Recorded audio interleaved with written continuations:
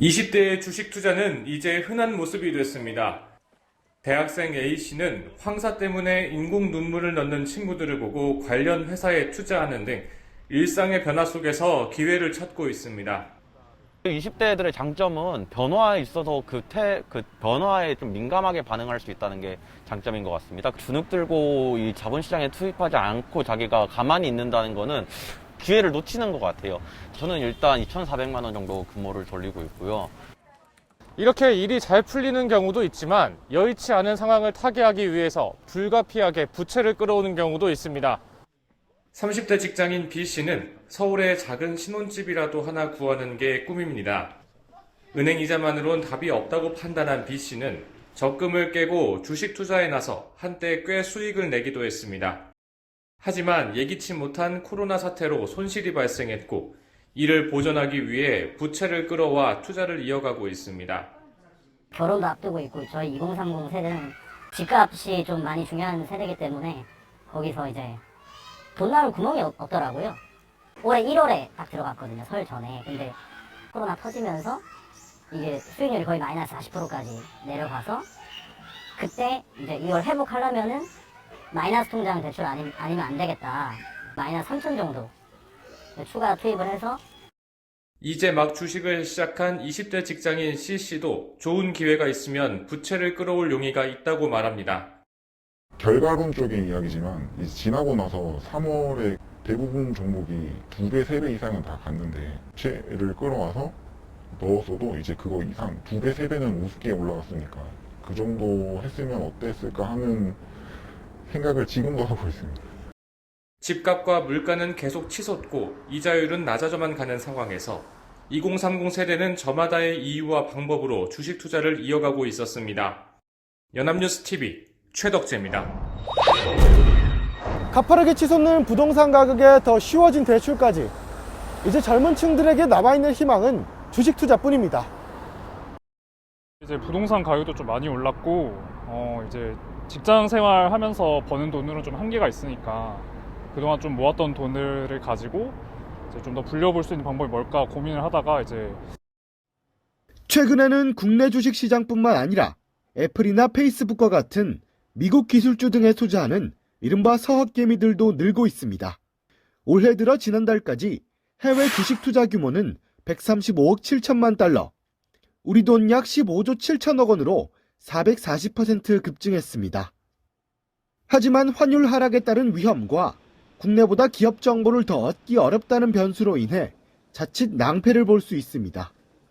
일단 주가가 예상대로 올랐다고 하더라도 환율이 변동이 돼서 환율이 떨어지게 된다라고 하면 주가 상승으로 인한 수익이 완전히 반감되어 버릴 가능성이 충분히 존재하는 거거든요.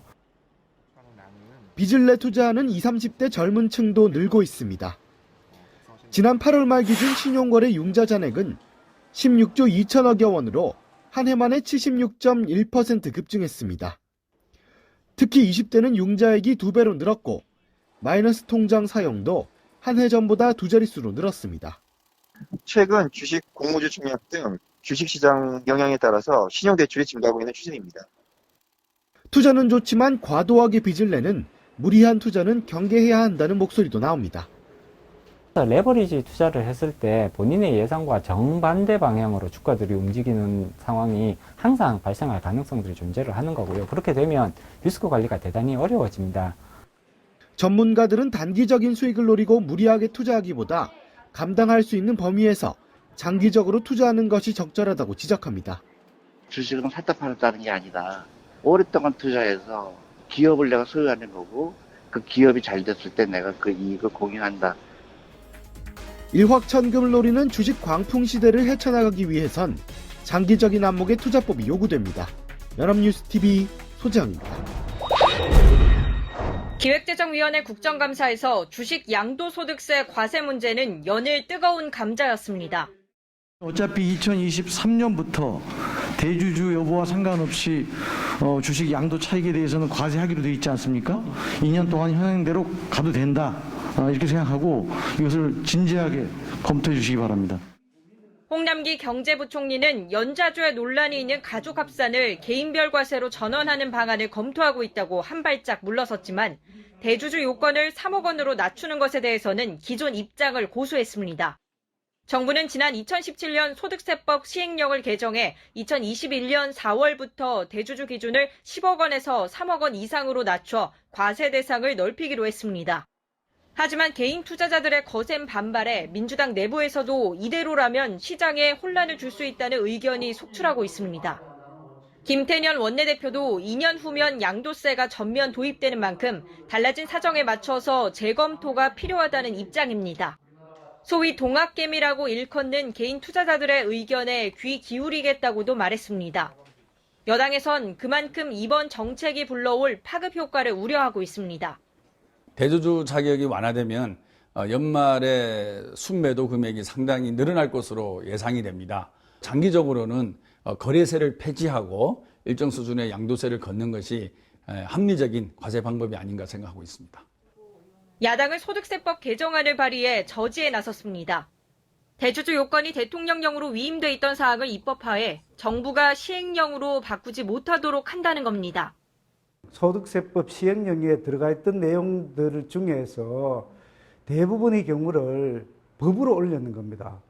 국민의 권리와 의무와 관련되는 사항은 국회에 심의 확정을 해야 되는 게 맞습니다. 시장에선 대주주 요건 완화로 연말 주식 대량 매도가 이어지면 폭락장 속에서 개인 투자자들이 피해를 입을 수 있다는 불안감이 큽니다. 민주당은 여론을 충분히 수렴한 뒤 조속한 시일 내 당정 협의를 통해 관련 정책을 결정하겠다 밝혔습니다. 연합뉴스TV 장보경입니다.